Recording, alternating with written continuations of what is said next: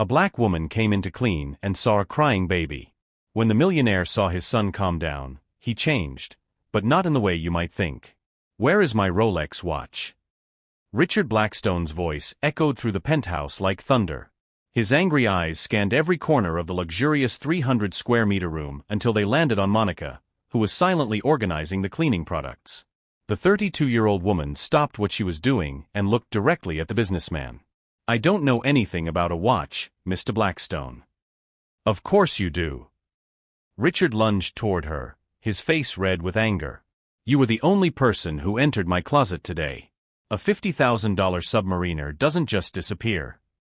Monica stood tall, her hands firmly gripping the cleaning cloth. Working for elite cleaning services for 5 years had taught her how to deal with difficult customers, but something about Richard's tone today was different. More cruel. More personal. "I can check my purse if that will make you feel better," she offered calmly, though inside she felt the familiar pang of indignation that always accompanied these situations. "Oh, you'll be sure to check." Richard grabbed his cell phone. "And the police will take a look too. People like you always think they can take advantage of hardworking people like me." It was at that moment that a desperate cry echoed through the apartment. Richard's baby, little 6-month-old Thomas, was in his crib in the next room, crying with an intensity that made Monica frown. This wasn't normal crying from hunger or sleep, it was something deeper, more distressing. "His son is crying," she observed. Richard didn't even look in the direction of the bedroom. "The nanny takes care of that. Now open that bag." But the crying only intensified, and Monica couldn't ignore it. Against all the rules of cleaning protocol, she walked to the baby's room. What she saw shocked her. Thomas was alone, his diaper dirty from hours of crying, his face red from crying, and no nanny in sight. "Hi, little one," Monica whispered, approaching him carefully. Her maternal instincts, developed from caring for her nephews, took over. "What's going on here?" She quickly checked to see if Thomas was okay, changed his diaper, and picked him up. In a matter of seconds, the baby stopped crying completely, nestling into her arms as if he had finally found the comfort he was looking for. "What the hell are you doing?" Richard appeared at the door, still holding his cell phone. "Put my son down right now." Monica carefully handed Thomas over, but the moment Richard took him, the baby started crying intensely again. Richard tried rocking him, talking to him, but nothing worked. Thomas seemed inconsolable in his own father's arms. "I don't understand," Richard muttered, clearly frustrated. "He stopped crying with you in seconds." "Babies sense tension," Monica explained simply. "When adults are nervous or aggressive, they notice."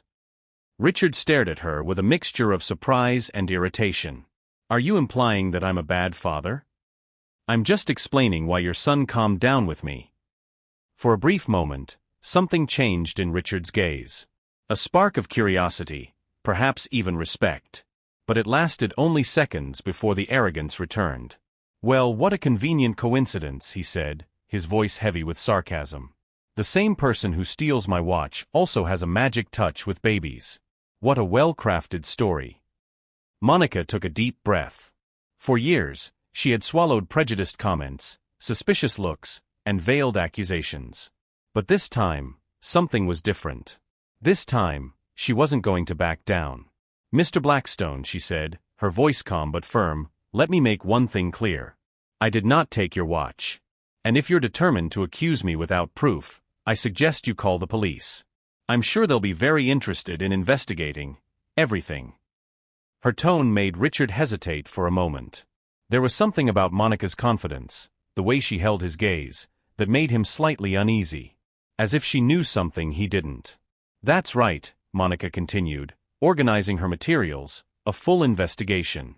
Security cameras, records, history, everything." Richard watched as she worked with precise, calculated movements, like someone who had absolutely nothing to hide. Worse, like someone who had perhaps been waiting for this moment. What Richard Blackstone couldn't imagine was that this false accusation had just awakened something in Monica that had been dormant for years. And when you underestimate someone who has been through much worse, you're not just making a mistake, you're signing your own death warrant. If this story of injustice and determination has touched you, don't forget to subscribe to the channel. Because what happens next will show you that sometimes the most underestimated person in the room is exactly the one you should fear. Monica's unshakable confidence unsettled Richard for just a few seconds. Soon, his natural arrogance reassumed control, and he misinterpreted her calmness completely. Full investigation? Richard laughed cruelly. Perfect. The more evidence, the better. He typed frantically on his cell phone. I'm sending a message to the entire Elite Cleaning Services team. I want them to know exactly what kind of employee you have. Monica continued organizing her materials, but her jaw tightened slightly. She knew this pattern all too well. During 5 years of cleaning homes for the elite, she had witnessed dozens of similar situations, missing objects that magically reappeared after the domestic worker had been publicly humiliated. In fact, Richard continued, clearly emboldened by his own venom, I'm going to post this on my social media as well. I need to warn other employers about people like you. Something changed in the air when Richard uttered those last words. Monica stopped moving completely, her eyes meeting his with an intensity that made the businessman take an involuntary step backward. People like me, she repeated slowly. How interesting. And what kind of person am I, Mr. Blackstone?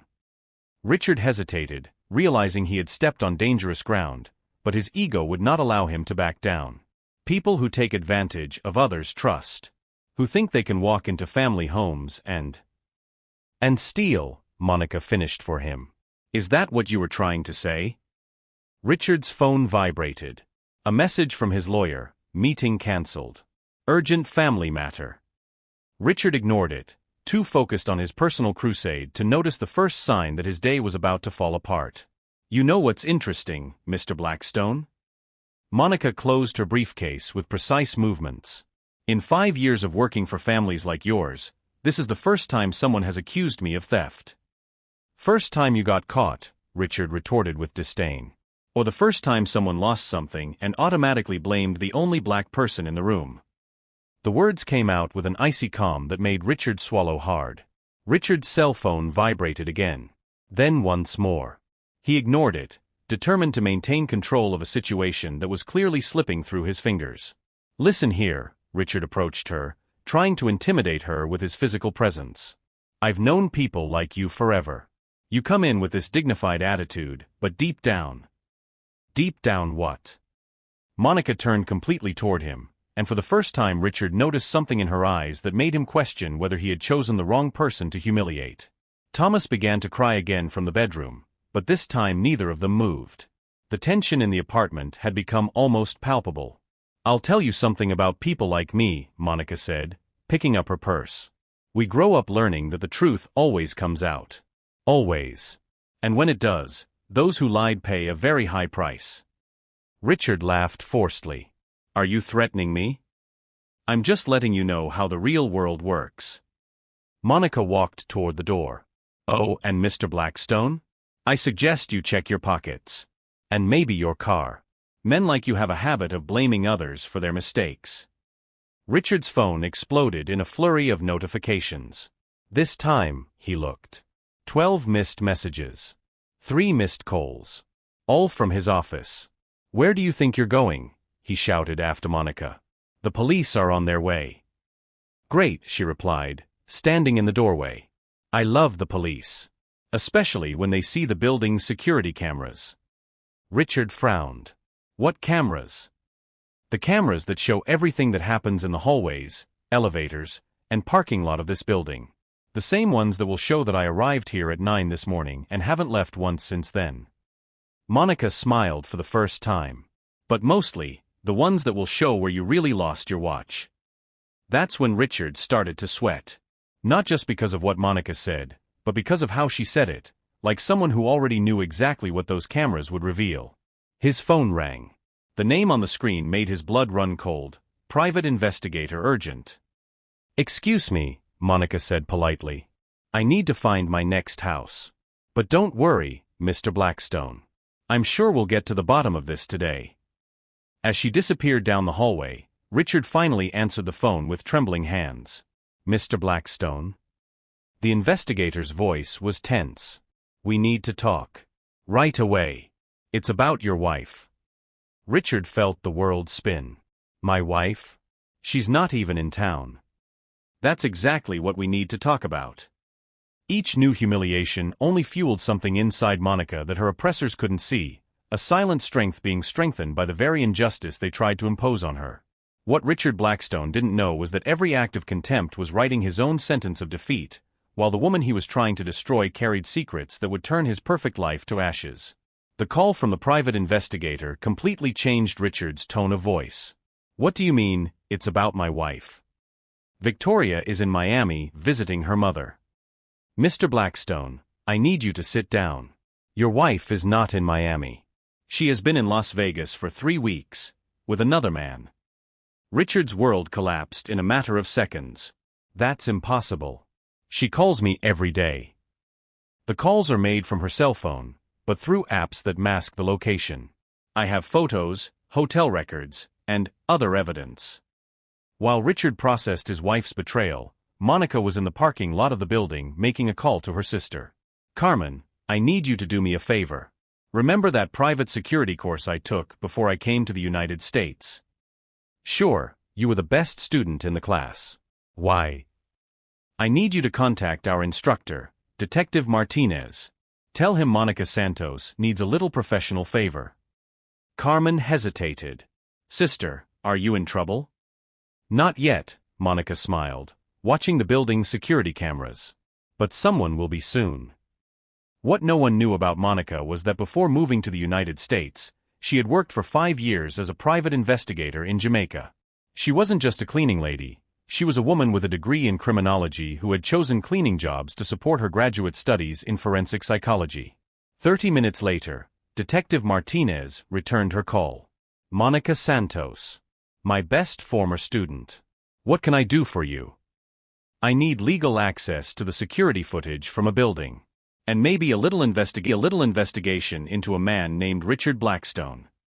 "Leave it to me. How soon do you need it?" 2 hours would be perfect." Meanwhile, Richard was trying to deal simultaneously with the revelation about his wife and the police who had finally arrived to investigate the theft of the watch. The 2 officers, Detective Johnson and Detective Rodriguez, listened to his version of events with increasingly skeptical expressions. "So you're saying that a cleaning lady stole your watch, but you're not sure when or how?" Detective Johnson jotted down notes on his pad. "She was the only person who entered my closet today." "And where exactly did you last see the watch?" Richard hesitated. The truth was, he couldn't remember. With all the confusion of the last few days, meetings, travel, problems with nannies, his routine was completely out of whack. I always leave it on the nightstand." Detective Rodriguez raised an eyebrow. "Always? Are you absolutely certain about that?" Just then, Richard's phone rang again. His family lawyer. "Richard, I just got a very strange call. Someone is asking questions about you at the office. Questions about your professional conduct, your employment history. Are you under investigation for something?" Richard's stomach lurched. "What kind of questions?" "About how you treat employees, if there have been any complaints of discrimination, if..." The line went dead. Richard tried to call back, but it went straight to voicemail. The police continued their investigation when Detective Johnson received a message. "Mr. Blackstone, we just received an interesting report. The building's security cameras show the employee arriving at 9 in the morning and not leaving until now. They also show you leaving last night at 11:45 and returning today at 8:15. And what's the problem?" "The problem," Detective Rodriguez continued, "is that the same cameras show you dropping something in the parking lot last night when you got out of your car. Something that glinted in the light." Richard's face paled. That doesn't prove anything." "Actually, it does. The building's security team found this an hour ago." Detective Johnson showed him a plastic bag containing a Rolex watch. "It was under your car, Mr. Blackstone." The humiliation was complete. Richard had accused an innocent woman of theft when he himself had carelessly lost his watch. But the worst was yet to come. Detective Martinez called Monica with information that made her smile for the first time in weeks. "Monica, you won't believe what I found out about this Richard Blackstone. He has a history of 3 racial discrimination lawsuits in the last 5 years. All settled out of court with a gag order. And there's more." Go on. His company is being investigated by the IRS for tax evasion. And from the looks of it, he's about to lose everything. His wife is filing for divorce and half his assets. The man is desperate. Monica processed the information carefully. Richard Blackstone wasn't just a prejudiced man. He was a prejudiced, desperate man with a history of discriminatory behavior. Exactly the kind of person who needed a public lesson. Detective Martinez, I need one more favor. Do you still have contacts in the investigative press? Yes, I do. Why? Because a story is about to be told. And this time, it will be told correctly. When Richard was finally alone in his apartment after the police left, he looked at the watch he had recovered. For a moment, he considered calling the cleaning company and apologizing. But his wounded pride spoke louder. She may have proven she didn't steal the watch, he muttered to himself, but she's still just a cleaning lady. What harm can she do to me? That question would be answered very soon. Because while Richard completely underestimated the woman he had humiliated, Monica was 3 steps ahead, orchestrating a life lesson that would make Richard rethink every prejudiced choice he had ever made. What Richard couldn't imagine was that his arrogant question, "What harm can a cleaning lady do to me?" was about to become the greatest irony of his privileged life.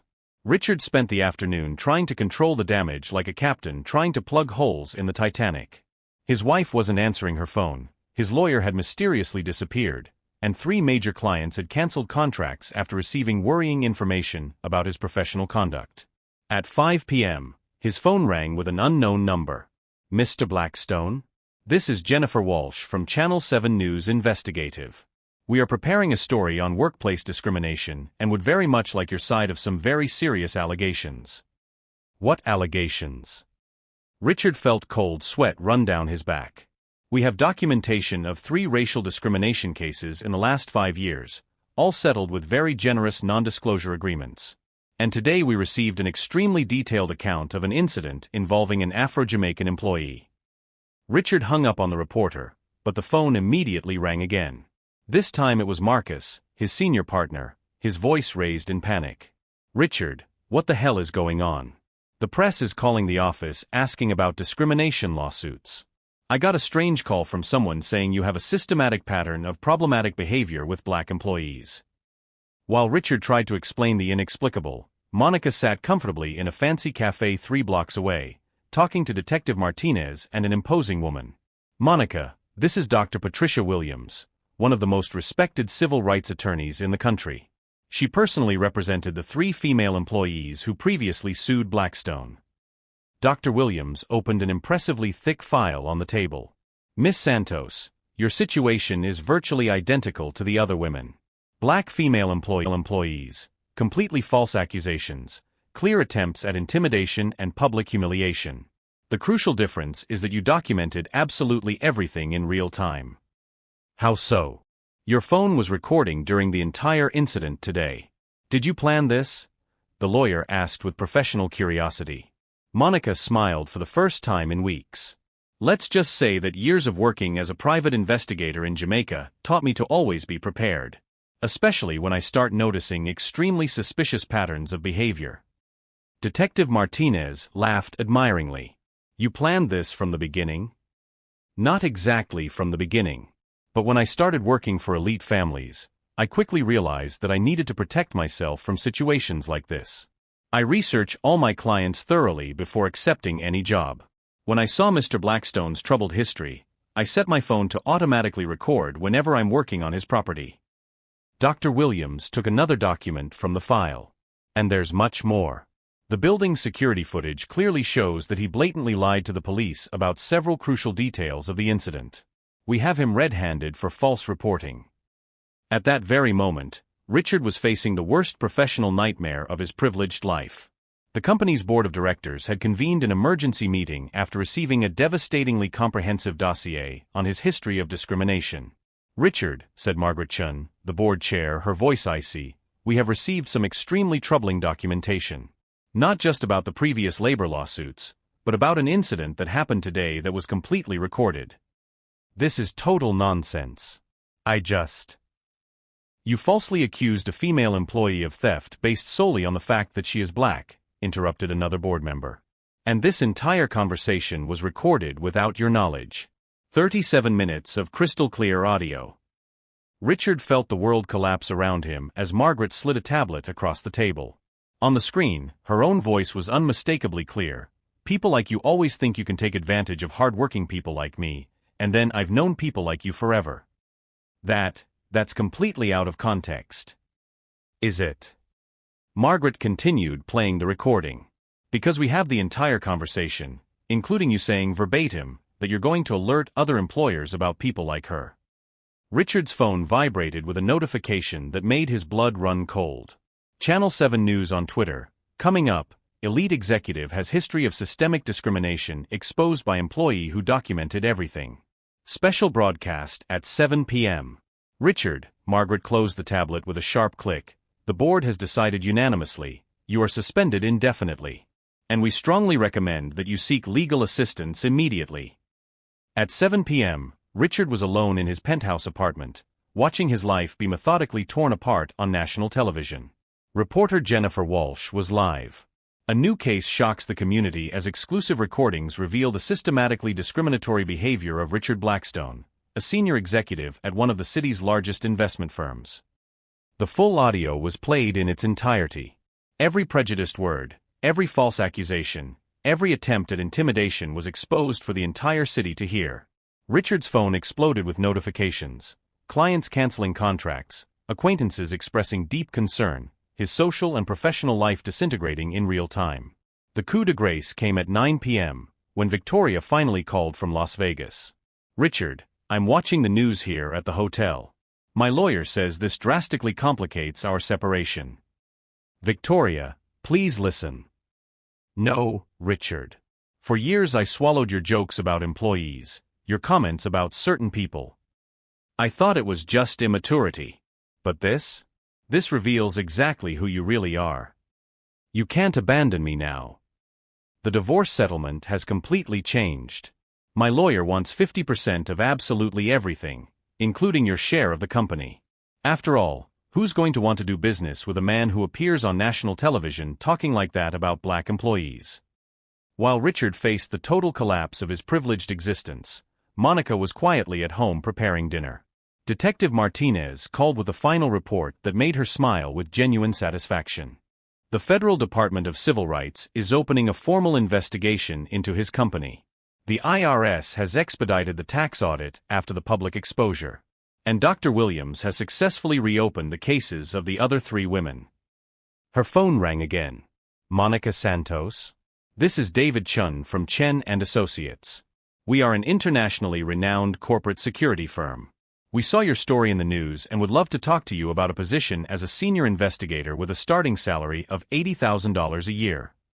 Richard Blackstone had discovered in the most humiliating way possible that underestimating someone based on prejudice not only revealed his own rotten character, it created the perfect scenario for his own complete destruction. When you deliberately choose to humiliate a person who has all the tools necessary to defend herself, you're not just committing an injustice, you're handing her all the weapons she needs to completely rewrite your story and reduce your arrogance to ashes. 6 months later, Monica Santos sat in her office on the 23rd floor of Chen & Associates, supervising a team of 12 investigators. The panoramic view of the city stretched out through the glass windows, a stark contrast to the apartments she used to clean. "Miss Santos," her assistant announced over the intercom, "reporter Jennifer Walsh is here for the interview about the Civil Rights Defender of the Year award." The public recognition had come as a surprise. Her courage in documenting and exposing Richard's discriminatory behavior had inspired other victims to come forward, creating a wave of change in the city's labor policies. "Monica," Jennifer smiled as she entered, "how does it feel to know that your story changed the law on protective recordings for domestic workers?" "Satisfied, but not surprised. The truth always finds a way to the surface, especially when you give it a little help," Monica replied with a confident smile that had become her trademark. Her investigative firm had grown exponentially. Clients came specifically asking for the woman who took down Blackstone. 3 large corporations hired her for internal discrimination audits, paying fees that exceeded her former cleaning salary tenfold. Meanwhile, across town, Richard Blackstone pushed a shopping cart through a neighborhood supermarket. His fall had been brutal and complete. The company had fired him permanently, Victoria had taken half his assets in the divorce, and no reputable firm would hire him after his national exposure. The penthouse apartment had been sold to pay legal bills. Now he lived in a small studio in the suburbs, relying on temporary jobs to survive. His presence on social media had become a classic example of how not to treat employees. Business students used his case as a study in the consequences of corporate prejudice. "Daddy, why is that lady on TV talking about you?" asked Thomas, now 3 years old, during one of the rare visits Victoria allowed. Richard didn't know how to explain to his son that he had become synonymous with corporate injustice. Channel 7 regularly aired Monica's story as part of a series on overcoming adversity and social justice. That same afternoon, Monica received an unexpected call. "Miss Santos? This is Dr. Patricia Williams. I have some interesting news. Richard Blackstone tried to get a job at our firm." "Really?" Monica laughed genuinely. "He was, of course, turned down immediately. But I thought you might like to know that he mentioned your name during the interview. He said he learned a valuable lesson, and that he deeply respected your professionalism." "He respected my professionalism," Monica repeated, savoring the irony. How interesting. Learning to respect people after losing everything. The transformation in Monica's life had transcended the professional realm. She had bought her mother a house in Jamaica, paid for 3 nephews to go to college, and established a foundation to support domestic workers who were victims of discrimination. Her most recent cases included exposing a labor exploitation scheme in millionaires' homes and investigating a network of employers who shared blacklists of employees based on racial prejudice. "Dr. Williams," Monica continued, "I think Mr. Blackstone really learned something important. Unfortunately, he learned it too late." 3 days later, Monica was speaking at a university when a student raised her hand. "Miss Santos, have you ever felt the urge to take personal revenge on the man who humiliated you?" Personal revenge? Monica thought for a moment. No. The best revenge was to build something bigger than he could ever imagine. While he lost everything because of his prejudices, I gained a career, a life mission, and the satisfaction of knowing that my story protects other people. The audience applauded enthusiastically. Monica had become a symbol of how to turn injustice into purpose, humiliation into motivation. That night, while reviewing contracts in her office, Monica received a message on LinkedIn. It was from a young black lawyer. "Miss Santos, your story inspired me not to give up when I faced discrimination at my office. Today I got my promotion. Thank you for showing me that truth and determination always win." Monica smiled as she put her phone away. This was the true measure of her success, not just her own transformation, but how many other lives she had positively impacted. Richard Blackstone had tried to destroy her based solely on the color of her skin and the assumption that people like her couldn't defend themselves. Ironically, by attacking her, he had given Monica all the tools she needed to build an empire based on protecting others like her. Justice had been served perfectly. While Richard humbly learned that prejudice has devastating consequences, Monica thrived, proving that true strength lies not in subjugating others, but in lifting them up. Sometimes the best revenge isn't destroying those who hurt you, it's building something so great that their evil becomes completely irrelevant. Richard tried to humiliate a cleaning lady and ended up creating one of the most respected investigators in the country. If this story of transformation and justice touched you, subscribe to the channel and leave a comment. Have you ever faced a situation where you had to prove your worth to someone who underestimated you? Share your experience. Stories like Monica's prove that our origins never determine our destiny, only our determination.